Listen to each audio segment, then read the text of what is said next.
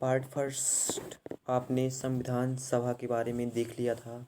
यहाँ पर हम संविधान सभा के बारे में पार्ट सेकंड बात करेंगे, जो कामधेनु एग्जाम से रिलेटेड क्वेश्चंस हैं उसके बारे में 10 क्वेश्चंस एक पार्ट में रहेंगे। ये क्वेश्चन नंबर 11वां है, यहाँ देख सकते हैं, और 10वां जो था वो अपलोड हो चुका है पहले ही, आप सभी लोग जा करके देख सकते हैं। डिस्क्रिप्शन में उसका लिंक भी दिया गया है, वहाँ से देख सकते हैं। जो कामधेनु में आएगा एग्जाम में, उसी से रिलेटेड क्वेश्चन है संविधान के बारे में। ये क्वेश्चंस बहुत ही इंपॉर्टेंट है, आगे चल कर भी काम करेंगे।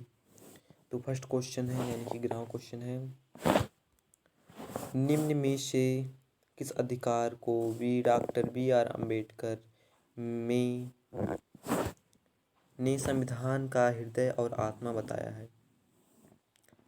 यानी कि संविधान और संविधान का आत्मा या संविधान का हृदय किसे बताया है? ये सबसे सही रहेगा संवैधानिक उपचार का अधिकार। यहाँ पर देख सकते हैं, संवैधानिक उपचारों के अधिकारों को डॉक्टर बी आर अम्बेडकर ने संविधान का हृदय और आत्मा बताया था। संवैधानिक उपचार का अनुच्छेद 32 तक मूल अधिकारों में सम्मिलित है। इसको मत जानिए मूल अधिकारों को, अभी सिर्फ जानिए संवैधानिक उपचार का अधिकार क्या होता है। संवैधानिक उपचार का अधिकार होता है कि जैसे कोई हमारा अधिकार छीन रहा है तो हम उसके विपक्ष में वो अपना अधिकार मांग सकते हैं, क्यों हमारा अधिकार छीना जा रहा है, इसी को संवैधानिक उपचार का अधिकार बोला जाता है। तो सेकंड क्वेश्चन है, भारतीय नागरिकों के मौलिक अधिकारों पर युक्त प्रतिबंधों का आरोपित करने को शक्ति किसके पास है? तो शक्ति किसके पास है आरोपित करने की, मौलिक अधिकारों की युक्ति करने की? किसके पास है? इसे संसद के पास है। संविधान में प्रदत्त भारतीय नागरिकों के मौलिक अधिकारों पर युक्त प्रतिबंधों को आरोप करने की शक्ति संसद के पास है। तीसरा क्वेश्चन है, इनमें से कौन सा राजकीय भाषा नहीं है? कश्मीरी, संस्कृत, राजस्थानी, मैथिली। जो राष्ट्रीय भाषा नहीं है, राजकीय भाषा नहीं है, वो है संस्कृत। नहीं, राजस्थानी जो है वो राजभाषा है, नहीं है। राजस्थानी राजभाषा नहीं है, संस्कृत राजभाषा है। देखिए, मैंने पहले बताया था कि जो रेड में हो जाएगा, मुझे टच करने से जो रेड में हो जाएगा वो आंसर रॉन्ग रहेगा, जो हरा हो जाएगा वो आंसर राइट रहेगा। ठीक है। मूल संविधान के कौन से भाग राज्य लोक कल्याण की संकल्पना सम्मिलित की गई है? संविधान की प्रस्तावना में, संविधान की 4वीं अनुसूची में, संविधान की 3री अनुसूची में, राज्य के नीति निर्देशक तत्व में। तो इसका हो जाएगा संविधान की 3री अनुसूची में, संविधान के नीति निर्देशक तत्व में। इसका आंसर सही है, संविधान के नीति निर्देशक तत्व में।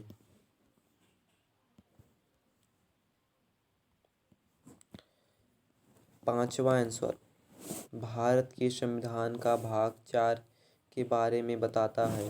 भाग 4 किसके बारे में बताता है? मूलभूत अधिकार, नागरिकता, राज्य के निर्देश। ये सही रहेगा, तीसरा आंसर।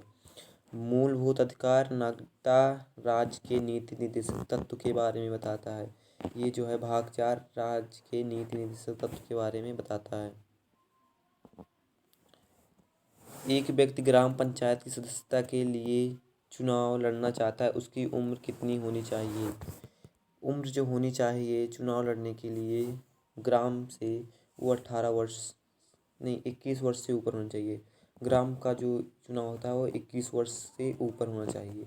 ये आप सभी को लोग बहुत ध्यान से समझ लीजिएगा। 18 वर्ष गलत है, ये भी गलत है, ये भी गलत है, आंसर सही है तीसरा, 21 वर्ष से ऊपर। मूल कर्तव्यों का वर्णन संविधान के किस अनुच्छेद में है? मूल कर्तव्यों का वर्णन संविधान के किस अनुच्छेद में है? ये आंसर सही है, बी वाला, 51 के ए में। 51 के बी में भी गलत नहीं है, ये तीनों आंसर गलत है। आंसर सही है बी, 51 के ए में। 18वां है, एक अच्छा नागरिक वह है जो राजनैतिक एवं सामाजिक रूप से प्रतिबद्ध हो, अपने सामाजिक दायित्वों के प्रति सचेत हो, पूर्ण साक्षर हो, संविधान के बारे में जानकारी रखने वाला। तो इसका आंसर सही रहेगा आंसर नंबर ए।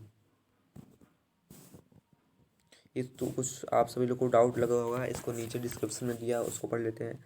सामाजिक एवं राजनीतिक रूप से जागरूक व्यक्ति सामाजिक दायित्वों के निर्वाह के लिए एवं विधि समस्त कार्य करने हेतु शिक्षित भी होता है, अतः विकल्प ए उत्तर सही है। ये मैंने लगवा दिया है पहले से ही डिस्क्रिप्शन, इसलिए उत्तर ये सही है। उसके बाद क्वेश्चन नंबर 19 है, भारतीय संविधान की आत्मा किसे कहा जाता है। ये सब आप कमेंट में बताएंगे आंसर इसका, क्योंकि ये क्वेश्चन एक बार रिपीट हो चुका है, दोबारा रिपीट हो रहा है 19 का क्वेश्चन। या सभी लोग कमेंट में बताएंगे इसका आंसर। तो नो, ये क्वेश्चन दूसरा है। वो मतलब बी आर अम्बेडकर ने किसे कहा था, वो क्वेश्चन था। ये दूसरा क्वेश्चन है, भारतीय संविधान की आत्मा किसे कहा गया है। भारतीय संविधान को की आत्मा प्रस्तावना को कहा गया है। The soul of the constitution is known as preamble. The soul of the constitution is known as preamble, यानी कि संविधान की आत्मा को प्रस्तावना कहा जाता है। लास्ट क्वेश्चन है, भारतीय संविधान में राज्य के नीति निर्देशक सिद्धांतों को शामिल करने के पीछे का उद्देश्य क्या है।